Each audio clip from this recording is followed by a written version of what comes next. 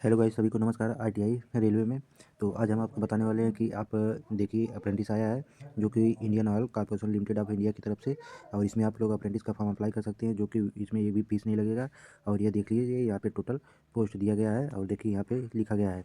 देखिए IOCL जो कि Indian Oil Corporation Limited of India होता है, वेस्टर्न रीजन का आया है जो अप्रेंटिस का रिक्वायरमेंट 2026 में दिया गया है। और देख लीजिए यहाँ से आप भर सकते हैं, आगे इसके बारे में बताया गया है। तो चलते हैं, देखते हैं इसके बारे में टोटल डिटेल दी है। यहाँ पर देख लीजिए, आप जाके पढ़ लीजिएगा क्या क्या इसका रिक्वायरमेंट है। तो यहाँ पे लिखा गया है Indian Oil Corporation Limited of, देखिए Indian Oil Corporation Limited of region apprentice requirement 2026 western regional से आपको दिया गया है। ये देख लीजिए, वेस्टर्न रीजनल से दिया गया है जो कि विद्यार्थी के 50 पोस्ट टोटल है अप्रेंटिस में। वैकेंसी यह जनवरी माह से निकल गई है और इसको भरने के लिए आप लोग जाके ऑनलाइन कर सकते हैं। और 31 जनवरी इसका लास्ट डेट दिया गया है।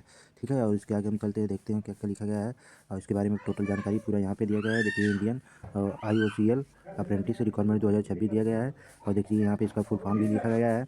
Indian Oil Corporation Limited of India होता है इसका full form, marketing division western region होता है।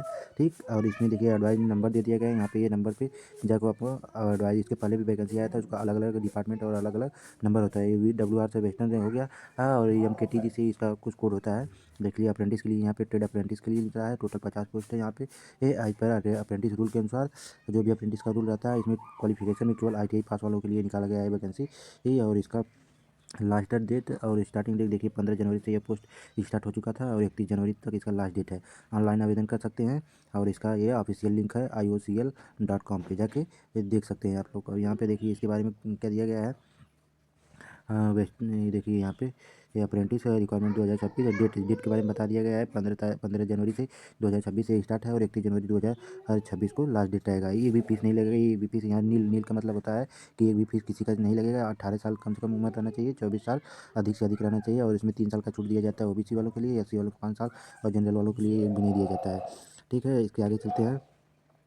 हाँ, इसके आगे में देखिए कि यहाँ पे कुछ दिया है। और ये स्टाइपेंड के बारे में बताया है कि रेट स्टाइपेंड स्टाइपेंड का मतलब होता है आपको सैलरी कितना दिया जाएगा, यही समझ लीजिए। स्टाइपेंड अलग होता है, मतलब जीने खाने के लिए, वहाँ रूम पे रहने के लिए आपको दिया जाएगा। इसके बदौलत कुछ पैसा दिया जाता है, उसको स्टाइपेंड बोला जाता है, जो कि अप्रेंटिस रूल के अकॉर्डिंग रहेगा। एक्ट 1961 के अकॉर्डिंग यहाँ पे दिया जाएगा। ठीक है, अप्रेंटिस 2019 तक जो भी स्टाइपेंड मिलता था उसका हमको लगता है ये 9:30 10 11 के बीच में दिया जाएगा आपको स्टाइपेंड इसके अकॉर्डिंग। और यहाँ पे देखिए अप्रेंटिस का प्रोसेस बता दिया है किस प्रकार से होगा। रिक्वायरमेंट सिलेक्शन प्रोसेस जो है आपको बता दिया गया है। कैंडिडेट रजिस्टर पर सक्सेसफुली NAPS मतलब नेशनल अप्रेंटिस पोर्टल जो होता है उस पर आपको सक्सेसफुली सब कुछ ओके करके रखना चाहिए, क्योंकि वहाँ से ही फॉर्म अप्लाई किया जाता है। ठीक है, इस पोर्टल के बारे में आपको मैं पीछे बताया हूँ, जाकर वहाँ पे देख लीजिएगा।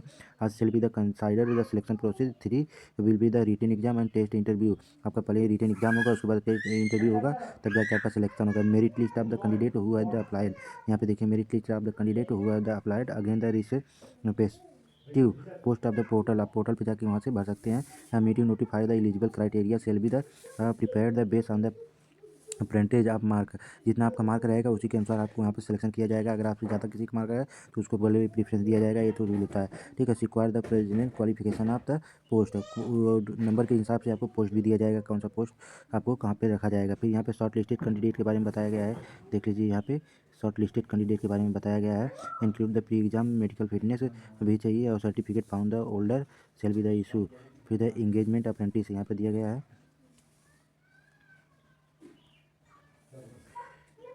देख लीजिए यहाँ पे फीटर वालों के लिए अलग से वैकेंसी दिया गया है, जाके आप भर सकते हैं। देखिए फीटर वालों के लिए है जिसमें आपको मैट्रिक करना चाहिए, 2 साल का कम से कम फीटर से ITI किए हो और कोर्स रिक्वायरमेंट है। और ये NCBT हो या SCBT दोनों के लिए होता है। NCBT का मतलब नेशनल सर्टिफिकेट वोकेशनल ट्रेनिंग होता है और SC का मतलब स्टेट सर्टिफिकेट वोकेशनल ट्रेनिंग होता है। ठीक है, यहाँ पे देखिए इलेक्ट्रीशियन के लिए दिया गया है, यहाँ भी वही मांगा गया है। मैट्रिक विद फुल 2 ईयर मतलब 2 साल का इलेक्ट्रीशियन का ट्रेड होता है तो वो भी कंप्लीट होना चाहिए, उनका भी SC ST कुछ भी क्षेत्र से किए हों। ठीक है, फिर उसके बाद इलेक्ट्रॉनिक्स मैकेनिक भी दिया गया है, यहाँ पे देख सकते हैं। देखिए ये इलेक्ट्रॉनिक्स और मैकेनिक के लिए दिया गया है। यहाँ पे 2 साल का कोर्स होता है। देखिए इलेक्ट्रॉनिक्स का और मैकेनिक का भी होता है और यहाँ पे NCBT दोनों के लिए है। और यहाँ पे देखिए मैकेनिक के लिए अलग से दिया गया है, यहाँ पे उसका भी 2 साल का मांगा, मिनिमम आपका 2 साल का क्वालिफिकेशन मांगा है। देखिए यहाँ पे मशीनिस्ट के लिए दिया गया है, यहाँ पे भी 2 साल का मिनिमम मांगा गया है। ठीक है, तो जाइए आप लोग वहाँ पे अप्लाई करिए।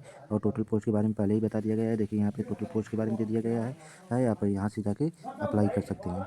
देखिए यहाँ से अप्लाई कर सकते हैं, अप्लाई का लिंक यहाँ पे इंक्लूड है, आप जाके वेबसाइट पे अप्लाई कर सकते हैं। ओके दोस्तों, थैंक यू। वीडियो को लाइक करें, शेयर करें, सब्सक्राइब करें। थैंक यू दोस्तों।